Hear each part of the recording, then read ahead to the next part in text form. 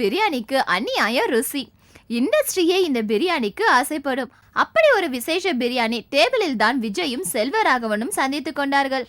நடிகர் திலகத்தின் அன்னை இல்லத்தில் நடந்த அந்த சந்திப்பு சிவாஜி ஃபேமிலிக்கு பல கோடிகளை ஈட்டி தரப்போகும் சந்திப்பாக இருக்க வேண்டும் என்பதுதான் பலரது விருப்பமும். அன்று கதை கேட்ட விஜய் செல்வராகவனின் இயக்கத்தில் நடிக்கவும் பிரியப்பட்டு விட்டாராம். ஆனால் அதை பிரபு ஃபேமிலிக்கு முறைப்படி தெரிவிக்க வேண்டும் அல்லவா?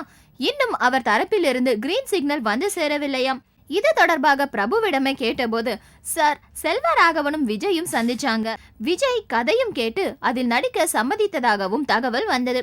துவக்க விழா எப்போன்னு சொன்னீங்கன்னா விஜய் ரசிகர்களுக்கு சந்தோஷமா இருக்குமே, இதுதான் என் கேள்வி.